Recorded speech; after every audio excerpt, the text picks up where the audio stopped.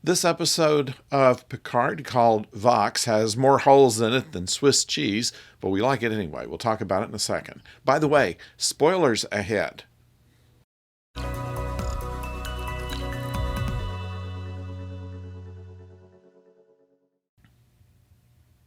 Hello out there, I'm the oldest nerd. Now, we find out a lot of things. First of all, that the Borg is involved. This is something that we'd kind of guessed before, but could not be absolutely sure about. But since all three seasons of Picard have had Borg influence, it had to be here.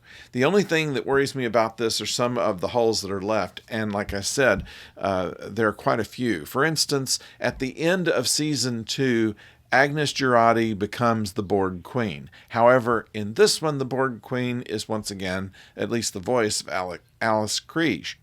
And that means that there's at least more than one Borg Queen, or they're completely ignoring everything that they did in the last season. Now, I don't mind that. We have to consider that when we watch this show, that it's not really real. It is a story, and they don't absolutely have to be consistent with what they've said before. In fact, in Lost in Space, as I recall, they did not, even parts of the ship changed over the course of the show, and nobody seemed to mind. Dr. Smith's doctorate degree was once a medical doctor, then a psychology degree, then an honorary degree.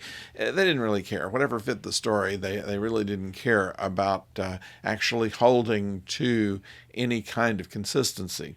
So I guess that we can't blame Star Trek for a little bit of it anyway. But what we find is that what the changelings were doing was that they had stolen Picard's body so that they could use the portion of his brain that had the DNA that can be programmed into the transporters that would then convert everybody that used a transporter that was under 25 into a Borg. You got that? I still don't know what they want with Jack. Jack is a transmitter, they say, and he is going to be Vox, whereas Locutus was just a speaker. Vox is going to be a transmitter. We don't know what he's going to transmit or why he needs to, because the Borg seem to be able to, assimilate people all along before all of this anyway. However, so we have a whole fleet that's put together under Admiral Shelby. And I loved Admiral Shelby. She got one monologue and then they killed her. And this is it reminds me of Police Squad. If you remember this Leslie Nielsen vehicle, it came out after Airplane and before the Police Squad movies. And it always opened like an old Quinn Martin procedural adventure. And so they had action scenes as they were opening the credits. They have the announcer reading the credits as it goes along. And when it comes to the title, whatever's put up in the super is not what the announcer read. But what I want to point out about that was when they introduced the guest star, they always killed him during the opening credits. And it reminded me of this when they killed off Shelby. She got one thing to say, and then they shot her, and that was it. The one death that I'm not happy about is, of course, Captain Shaw. I thought that a spin-off of this series would have been perfect for him to be captain of the Titan. And now he has passed that along to 7 of 9. He called her 7 of 9. How wonderful that he's now on his deathbed recognizing who she was and how noble she was and all that kind of thing. That's fine, but I would have loved his character in a further series. And I don't know that they thought of that until after they shot this. So are they going to bring him back to life, or are they going to just find somebody else? They're going to put 7 and 9 on there. Can she carry a show? I wonder about this. There are a few good lines in here. I've never been so happy to see so many wrinkles as the old crew gets together on the maintenance deck of the Titan trying to go. They get, in order to be able to get away from the Titan and away from the control that the Borg have over all of the other ships, they take a shuttle back to the museum. And a good line there where Geordi and Data are speaking, and Data is basically saying we don't have much of a chance for any of this to work. And Geordi says, can't you be more positive? And Data says, well, I hope we die quickly. I kind of like that line. Geordi says, we can't use the Enterprise E, and Worf says, that's not my fault. There's nothing that'll ever fill in the detail on that, but it was a wonderful line there. And of course, the hallmark of this whole thing, Enterprise D. And they had hinted that there was something in Hangar 12. I think that nobody would have doubted that the Enterprise D could have been resurrected. They could have taken the saucer section up from where it crashed and repair it and put it with another star drive section. And that's exactly what they did. Geordi explained it that the Prime Directive did not want to influence Viridian 3 by having part of a starship on the ground. So it was retrieved, and he spent as a personal detail the job of putting the ship back together. So what it has going for it is it has old technology. Imagine the Enterprise D with old technology. And it cannot be handled by all the remote controls from the fleet. Now, they did that in Star Trek II, so I don't know if they're rewriting the whole idea of prefix codes and all that kind of stuff, or were they doing something else? I don't know. But it was great to see the Enterprise. I was able to stand on the bridge of the Enterprise when it was the Las Vegas set. There were two Enterprise bridges. The one that was redressed for Generations was a different bridge that was used for the TV series. It was rebuilt, and then they tore it all down after the movie. Then they built one that was almost exactly to plan from the TV series at the Las Vegas Hilton. And about 20 years ago, we were able to go there and go through what was called the Star Trek experience, in which we were able to beam on board.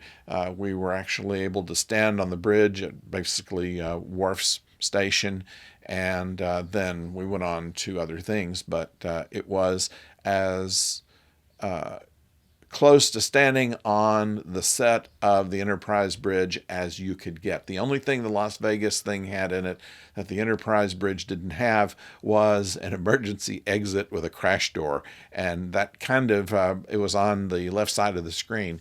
And I noticed even when they rebuilt this bridge, they have a door there now. Actually, on both sides of the view screen, they have doors, which I remember one of them being the emergency exit to the battle bridge, and the other one wasn't there. So it's kind of interesting. Maybe they took the Las Vegas plans to rebuild the bridge for this. I thought that was kind of interesting. These transporters are death traps, aren't they? People use them without even thinking, and you can do all kind of things. And it's explained to us by Data for the first time that the transporters don't actually map every molecule of you, but they actually kind of take all things that are similar in humans. And so by the time you've beamed from one place to the other, you're just kind of like 98% meat, and then they put the other 2% in that makes you your own personality. It's kind of an interesting idea there, and some reason that McCoy had real good reasons for never wanting to transport. I loved Shaw's line where Picard is saying, we have to go to Earth, and he said, we have the whole fleet at Earth, and he said, yes, we have no other option, and Shaw says, yeah, of course. I loved his unique way of being sardonic. So also you might notice in the talk with Jack, we'll have to go back and see if he always had a honeycomb design in his quarters. But I thought that was an interesting touch, that once we know that he is part Borg, that is the that's been hinting to us all along. Now, we still don't know what they're going to be able to do with one ship against the entire fleet, with like 4 people. So I don't know exactly how they think they're going to do this. They'll obviously think of something clever, but it's going to be a nail biter for the end episode. One other little thing too, they destroyed the Excelsior, and I almost wish that they could have at least shot a picture of the bridge of the Excelsior with like 170-year-old Sulu on there. I think for some reason that would make me happy. Okay, so that's what I have for episode 9 of Picard season 3. There's one left, and that will be the end of that. If they happen to come back with Star Trek Legacies, I have no idea how they're going to do that. If they're going to find some way to bring back everybody that was assimilated, which they probably will have to do. We do have some promising people like Ensign LaForge and others, 7 of 9, if they give her the command, and who knows what else. I think, though, that the idea that they're going to bring back Geordi and Data and all of those is probably a little far-fetched, even so.